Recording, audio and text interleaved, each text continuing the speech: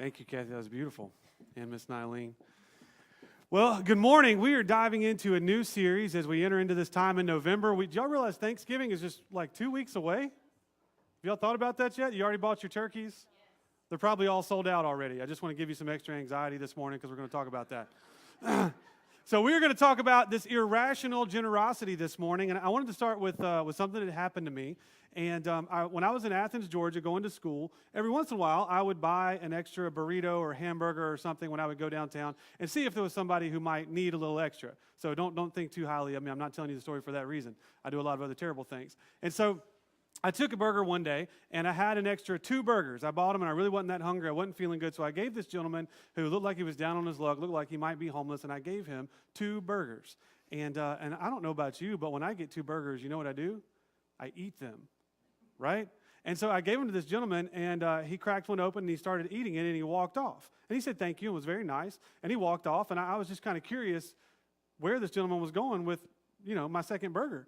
And I wanted to know. So I was watching him, and as I was going to my car, I got to see where he went, and he went a few blocks over to one of his friends and gave him the burger, gave him the second burger. And I thought, that is amazing to me. Because if you give a rich person a second helping of something, if you give someone who's rich a second burger, they might just go ahead and eat it at the same time, or do what I thought he would do, which was save it for dinner, right? He would have dinner then. This was around lunchtime. Or maybe you give a rich person a second burger, they buy a chest freezer, and they save that for when things go south, right? Or maybe they become, what do you call them, preppers? And they find a way to dehydrate it and keep it on a pallet filled with all their other dehydrated stuff, right? But we gave it to someone, I gave it to someone who was not experiencing abundance, someone who had nothing but scarcity in their life. They didn't have money to get through the day. They didn't have food to get through the day. But yet, someone who didn't have anything was able to trust in abundance. Whereas it appears to me as we look out in our world that people who have near everything live a life where they are afraid and live in the shadow of scarcity and believe that all they have can be taken at any point in time. My son asked me about why things cost the amount of money that they do. I think we've got a supply and demand chart up here. Can we see that? So this was just for fun. But I was trying to tell my 5-year-old why things cost money. How would you explain that to a 5-year-old? It just does, right? Like that's what you would say. Yeah, it just does. You can't have any. That's how that conversation goes. No, but I was trying to tell him, I was like, so I finally landed on, I was like, I can't explain supply. That doesn't make exact sense to him. So I was like, the price of something has to do with how much other people want it, right? So how many people want something, that has to do with how much it costs. And so we were talking about, and so he would now ask me when he comes up and he wants to know how much something costs, he'll ask me, how many people want this? And I'll be like, 49.99 people, right? Like, that's how many people want this. And he was asking me about a toy. He was looking through magazines, and he asked me about a toy, and he was like, how many people want this? And I was like 500 people want that, buddy. You better not want that. And he was like, well, maybe we'll ask, we'll ask for it for Christmas. And I said, that's probably too expensive for Santa. You better ask Grandpa if you want something like that. Just so you're aware of how that, the whole system works. And so we were talking through that, and then he would ask me things like how much does a computer cost? And I was like, that's like 1,300. That's like 1,300 people. And then he asked me how much the car costs, and I thought this one was fun. And I was like, well, that's a little more complicated because it costs thousands of dollars. But then there's this place called a bank, and they make up imaginary people that also want it, right? And then you have to pay them extra dollars too. So it costs one thing, but all those imaginary people that Nelson makes up, you have to pay more money. You have to also pay them money. So it's just imaginary friends that you got to give more money to, and then you get to drive that car. And he was like, that doesn't sound, like smart. And I was like, it's not, buddy. Your mama really wanted a nice van. I don't know what to tell you. So, but we were talking about how these people want things. But here's where we're kind of going with this morning. We are told in our lives, and I don't believe that we're told this directly, but we are told that everything that matters is scarce. Everything that we need or everything that we want, there's not enough of it. Our entire economy is based on that, right? If it wasn't, everything would cost nothing. Y'all ever watch, I love Apple products. I know some of you do too, and some of you probably hate them for good reason as well. But I really am impressed with how good they are at marketing. But something I've learned is that when the new thing comes out, they're able to create an idea of how much you want it. They put out these slick marketing campaigns. And if you notice, the exact same phone that cost $1,000 a year or two ago now costs $400 or $500 or $600 on their website. It's all of the same materials. It's all of the same research design. It's all of the same, but they have created a means of scarcity. And if you try to go online and order their product, there's a blitz to get the first products, and then it goes away, and then you can't order it, and then you have to wait weeks and weeks and weeks to get this thing. I used to do that in youth ministry. I would open up a sign-up page and tell the youth that they had to register by Friday, but then I would close it and tell them it was full by Thursday. And you know what? Last year we would have 10 people at that event, and this year we'd have 100 because they thought it was the coolest thing ever because everybody had signed up for it because there was a scarcity of spots to go through. We are told that everything in this world is scarce. It's the absolute undermining theory of our entire economy. Without it, we would not have an economy the way that we do. And you're like, preacher, why are we here this morning? Well, here's what I want to tell you. This has created a fundamental state of being of anxiety in our culture. And you can see it everywhere that we go. We carry anxiety. You don't have enough time in your day.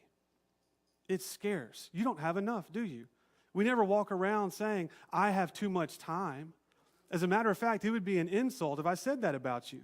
It's actually offensive to have abundance, right? In our time. It's a social currency. The busier you are, the higher ranking you are. If I were to say, call so-and-so, they don't have anything to do, that would be offensive. But yet God rested on the Sabbath. The Lord Almighty, who created everything and has every reason to be busy about anything, took time to rest, and we knew always where we could find God. You see, if you look at our politics, you see nothing but anxiety everywhere that we go, anxiety in commercials. I get anxiety whenever I see all those signs out on our church property. That drives me nuts. So me and Miss Betty were out there the very next morning taking down all those signs. But we see anxiety everywhere in our political system. It's a general state of being. As a matter of fact, our news programs try to create fear and anger and anxiety to get ratings up. Watch them from your perspective, or watch a different politically leaning news show from you, and watch how they try to create fear and anger and anxiety in the people that are watching it, using buzzwords and all kinds of things that get people mad, so that you will have this anxiety and you will come back. We have teenagers who are literally killing themselves because of scarcity of grades and spots to go to college, and for friend groups that are more exclusive than they are inclusive. Scarcity has overtaken every aspect of our lives. Now, anxiety tells us to take more. Anxiety tells us not to worry about how the other person will get it because we have the right to take as much as we can. Anxiety tells us that we don't need to think about how it affects the neighbor. As a matter of fact, we should actually be afraid of the neighbor. We should actually be afraid of the person who's going to take what we have. You don't walk on the wrong side of the street because someone might take what you have. You don't live in that kind of neighborhood. You better pick a better one because someone will take what you have. You got to get your kids into the right school or else they won't get everything that they absolutely need. You better stockpile weapons and ammo because this world is going to go into chaos and people are going to come try to take what you have. You better be ready and prepared. You better build a wall around what you have because someone is coming to take it all the time, morning, noon, and night. They are going to take what you have. Is this the kind of world that we want? Is this the kind of people that we want to be, driven by fear and by anxieties? Our question this morning is, how do we escape that? How do we escape and live as people? Because you see, the Bible is about abundance. From the very first chapter to the very last chapter, this is a book of abundance. We serve a God of abundance, not scarcity. We serve a God of abundance. You see, we are told in Genesis that everything was made was good. God looked upon it, and everything that was made was good, and it was so good and so self-sustaining and had enough for all of creation that God could even take a rest on the seventh day. And even throughout, even after the fall, we are told that we are able to rest. How many of us, do not have to raise your hands, how many of us actually take a Sabbath or have ever even thought seriously about what Sabbath would actually look like in our lives? You can't rest There's too much to do at home. The gutters won't clean themselves. The grass doesn't mow itself. You got to go shopping before Thanksgiving so you can be ready for Black Friday and then be done, right? We've got too much to do. I was trimming hedges in the dark last night. Have you ever trimmed hedges in the dark? Don't look at them in the morning, right? I just feel bad for my wife. She wanted me to trim the hedges. I was like, fine, I'll trim the hedges. Yeah, I'm not picking on you, sweetheart. I'm going to do that later. I got that planned in. We have anxiety about everything that is going on in our life. How do we break that? How do we escape that? How can we serve a God of abundance, but yet live in a world that tells us everything we need or want is just a hair's breadth away from being stripped away from us? So much so that we should fear everyone else who we don't know or trust or intimately. And even when we know and we trust them, do we really? Can we really trust them as far as we can see them? How do we escape this type of life? Well, we're going to go to Mark 8 and we're going to figure it out. I want to invite you to come along with me on this journey through Mark 8. This is a beautiful story we find here. It is the second feeding of the thousands. Jesus has already fed the 5,000, and we land at this place where he's now going to feed the second 1,000. Now, we have been here before. The disciples have been here just a little bit of time ago. I'm not exactly sure how long ago, but Jesus was only in ministry for 3 years. It wasn't long enough ago that they couldn't remember it or that they forgot it. So we land here at Mark 8, and we're listening to what the disciples are having to do. In those days, there was another large crowd with nothing to eat. Even Mark tells us that this has happened before. There was another large crowd with nothing to eat. It seems to be a theme. You'd think they would plan better, right? You'd think they would. Jesus called his disciples and told them, I feel sorry for the crowd because they have been with me for 3 days and have nothing to eat. Now, I love this, what I've highlighted right here. I feel sorry for the crowd. When you look at the Hebrew, it means that my insides turned over for the crowd. My insides turned over. When does it feel like your insides turn over? Because see, another translation says compassion. Jesus had compassion on the crowd. Now, I thought of fear. My insides turn over when I'm fear or when I think I'm caught. You ever do something like that? You do something wrong, and then when you think you're going to get caught or you do get caught, all of a sudden your insides turn over. But I also thought of this like deep, unexplainable love that I feel when I look at my daughter or my wife or my children. And sometimes I feel like my insides turn over. So I can't give you the pat answer for exactly what it meant that Jesus' insides turned over. But I believe it's pretty significant.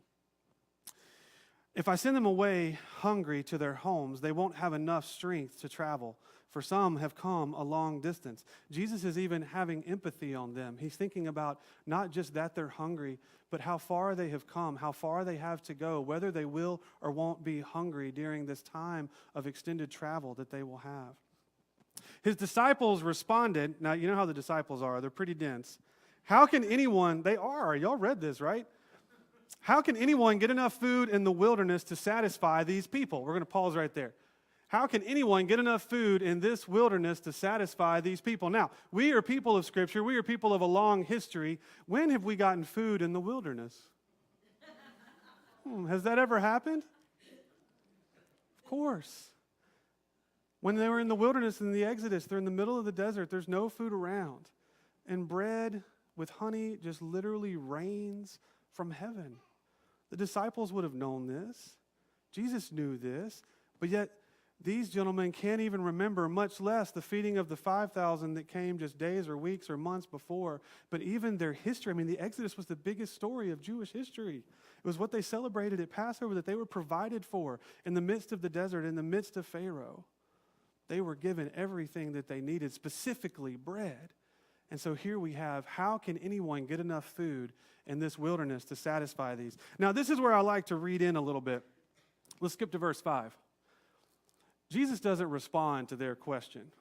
I do that with my children sometimes. They ask a question I don't like, so I don't respond with that question. I respond with another question, or I just jump the whole conversation I know we're about to have, like 17 questions in a row, and I just jump to the answer. And so Jesus goes, how much bread do you have? And they say 7 loaves. Pause right there. What's significant about 7? Do what? Completion? Yeah. Think about Genesis. What happens in 7 days? everything that we could possibly need was provided. Everything was provided in so much abundance that we could take a whole day off.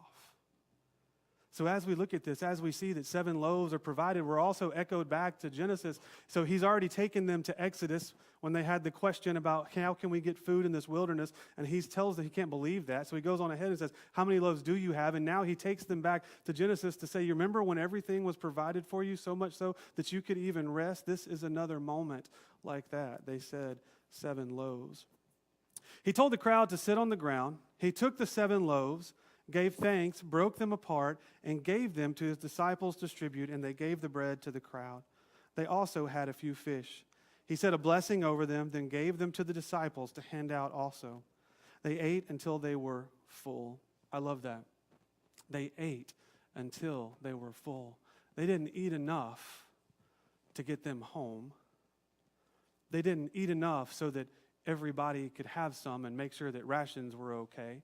They didn't sit back and let everybody else eat and then wait to see if any was left over. No, the abundance of God lets us eat until we're full. And then we know in this story that there's going to be some left over because we've already heard it in Exodus, we've already heard it in Genesis, and we've already heard it in Mark before this. They ate until they were full. They collected 7 baskets full of leftovers. 7 loaves of bread were turned into 7 overflowing baskets of leftovers. This was a crowd of about 4,000 people. Jesus sent them away, then got into a boat with his disciples and went over to the region of, how do you say that? Yeah, that sounds right. You see, scarcity is not a one-time experience. And what I love about this story is that Jesus is not a God of metaphorical or symbolic abundance. Jesus is a God who meets real people in their real need and gives them what they need until they are satiated. I knew a gentleman who, when he was done with dinner, he would say, "My sufficiency has been highly serenified." Yeah, I made it a point not to eat with him. It was weird. But do we know what it's like to have our sufficiency highly serenified?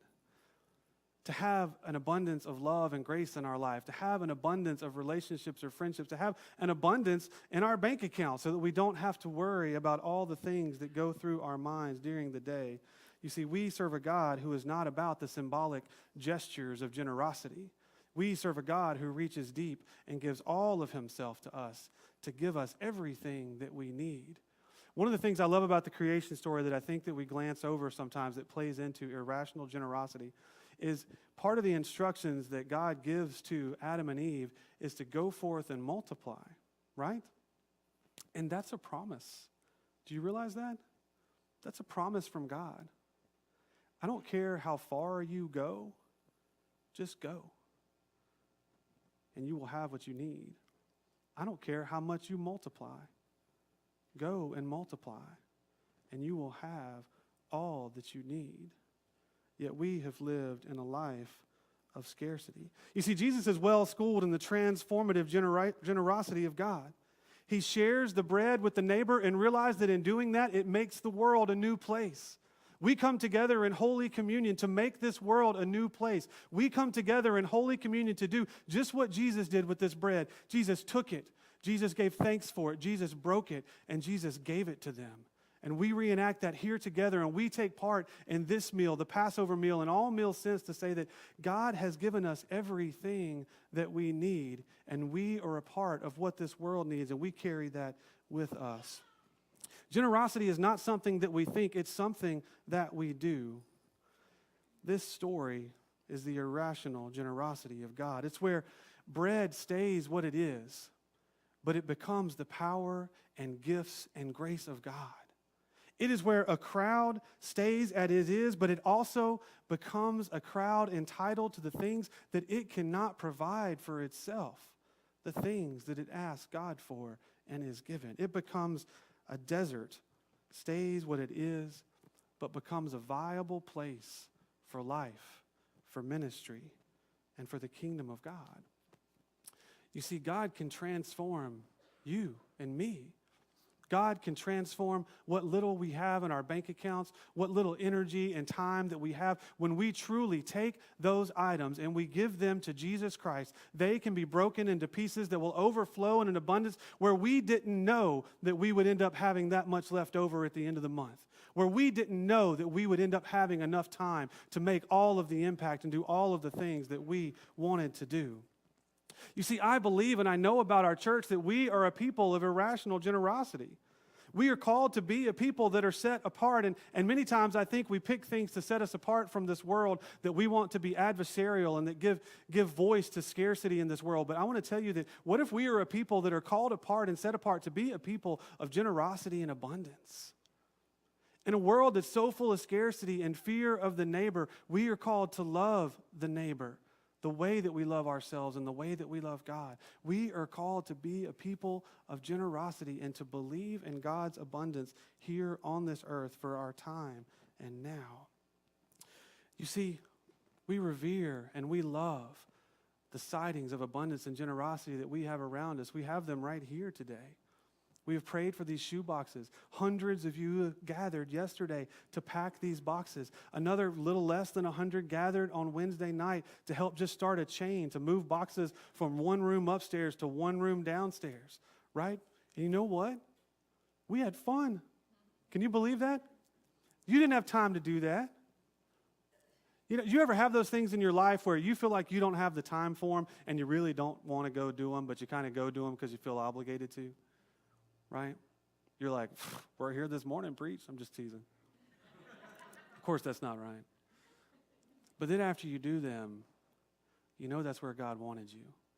You know that's where you were supposed to be. You know that your life is better because you had done that thing. You see, we see that. This weekend, we honor our veterans for irrational generosity, for a world that tells us to protect our lives with all that we have and those that we love. There are men and women who stand up and say that I will stand in the gap for people that I don't even know, and for an ideology of freedom. That you realize freedom is abundance. Freedom is generosity. Freedom is the opposite of scarcity. And we are willing to fight and die for that. And we honor our veterans for doing that for us. You see,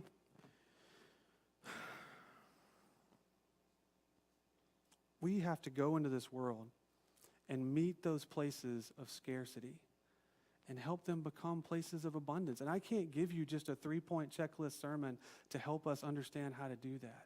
But it is something that you and I are called to do. We're going to close out this time in Mark 8, and I'm going to finish with 14 through 21. Jesus' disciples had forgotten to bring any bread. Now, this is literally right after they just had 7 baskets of bread. I just want to be clear with you, okay? I just really enjoy picking on the disciples, but there's good reason. Jesus' disciples had forgotten to bring any bread, so they had only 1 loaf with them in the boat. Jesus gave them strict orders. Watch out and be on guard for the yeast of the Pharisees as well as the yeast of Herod. The disciples discussed this among themselves. He said this because we have no bread, right? They're a little dense still. Jesus knew what they were discussing and said, why are you talking about the fact that you don't have any bread? Don't you grasp what has happened? Don't you understand? Are your hearts so resistant to what God is doing? Remember how Pharaoh's heart is hardened? Are your hearts so resistant to what God is doing? Don't you have eyes? Why can't you see? Don't you have ears? Why can't you hear? Don't you remember? When I broke 5 loaves of bread for the 5,000 people, how many baskets full of leftovers did we gather? 12. The disciples are really good at math. Have you noticed that? How many baskets did we have? We had 12. I know the answer to that one. We had 12. I wrote it down in my diary. And when I broke 7 loaves of bread for those 4,000 people, how many baskets full of leftovers did you gather? 7. We had 7. You see, the disciples are really good at statistics and math, but they have a hard time making it from the line item in the budget to the big picture, right? They have a hard time making it from the line item in the budget to the big picture of what is actually going on. And then Jesus said to them, and this is where this section ends and goes on to a healing, and you still don't understand. Some translations say, do you not yet understand? You see, this is a question for us today. Anytime a section ends in a question, we know that it is a question that is part of God's universal truth for us to consider for ourselves today, and not just the men and women who were there at that time. Too long we have understood God's grace as an idea, as a theory, as theology, as something that's really good to think about. And as a matter of fact, it's really good, this grace, when I get to experience it. And when I get to do it in the ways that are convenient for me. But I'm here to tell you this morning that sometimes we feel like there's no place in the real world for God's grace. That there's no place in the real world, in our economy of capitalism and consumption, for God's grace. We feel like there's no place for grace in free market profits. Maybe in our checkbook and retirement planning, there's no place for grace. Sometimes we feel like there's no place for grace, be it in the military or the government or our foreign policy. But yet God has called us to not be a people where grace is only an idea, but to be a people that are part of the co-creation of this world, that are a part of sharing the manna that rains down from heaven, that are a part of blessing and breaking and giving the 5,000 to the 4,000 and on and on and on. We are a people of God's abundance. You see, the wounds of scarcity in this world are only healed by God's abundance. And we get to be a part, and we get to be God's abundance for this world. Sometimes it's through packing a shoebox.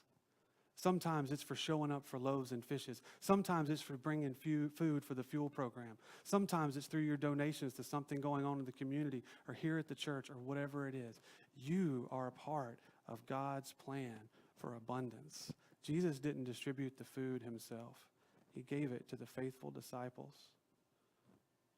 to take and to give and to pick back up. And they should have taken some of the baskets of food with them to the next place. But instead, they left it behind. And then they had scarcity when they had just come from a place of abundance. God reminds us from Genesis to Exodus, to the kings and the judges, to the poets and the prophets, to the gospels and to the epistles, and all the way to Revelation, that we just came from a place of abundance. And it's time that we carry it with us and that we share it with others. In the name of Jesus Christ, amen.